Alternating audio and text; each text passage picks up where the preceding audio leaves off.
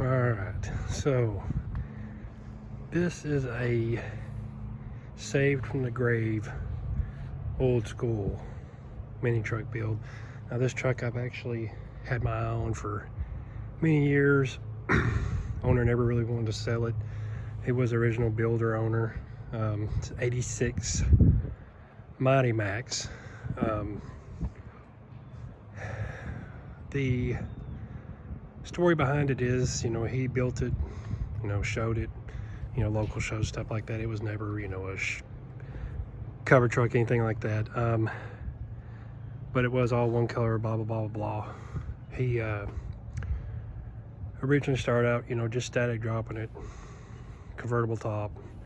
Then, he did the ground effects, snug, some other stuff to it, and he wrecked it. And then he, put on the panel on the front and shaved the door handles, and then parked it, got married, life happens, has kids, and it has sat, unfortunately, outside since '98. Well, again, I can always see the diamond in the rough on anything.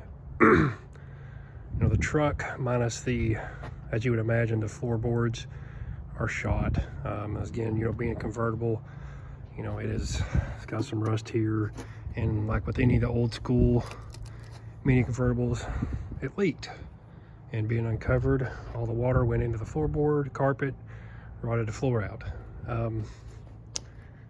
But besides the floor, the truck is actually pretty solid. It does have an original snug on it. This was an old low in motion minis out of Knoxville. As you can see, the bed, inside the bed is almost perfect. It's got an old, 15-inch, I think they were atomic subs, I think is what's in it. He did have a customized license plate that said Little Ram, because he had a few Dodge D50s and he just switched the plate over. But regardless, the gentleman's name is Wes Mullins, super nice guy. I said he's held on to it over the years, of course.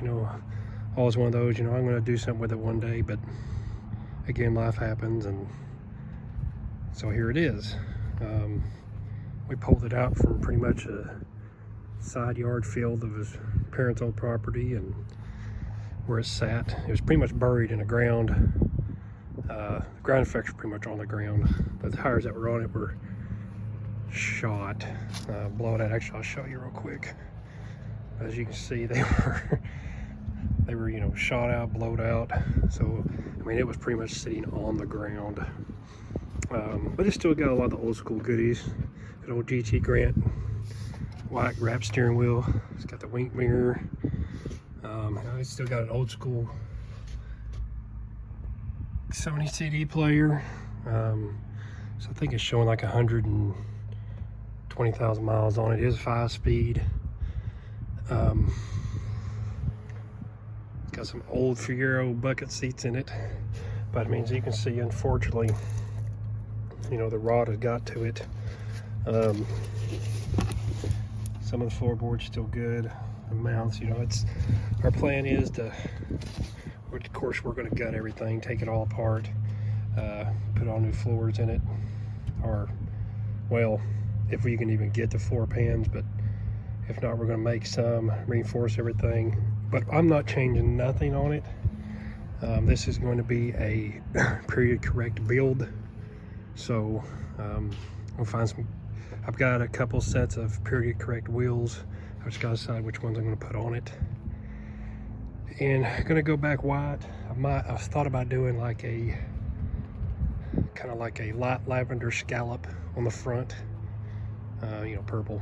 And he said, he would periodically go out and start it, let it run and stuff. So we're going to see if we can make sure the motor's not froze up in it and try to get that motor running.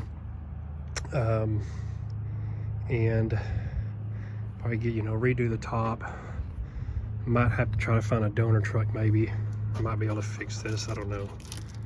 But regardless, it's not going to go to the grave. I know a lot of people would probably not even attempt it, you know, say it's junk, blah, blah, blah. But like I said, it's got some hard to find parts on it. The snug, an actual snug that was made for this truck, the ground effects, you know, different stuff like that. So we're gonna try to bring this one back. It's gonna take a little bit of time, but I'll keep everybody updated.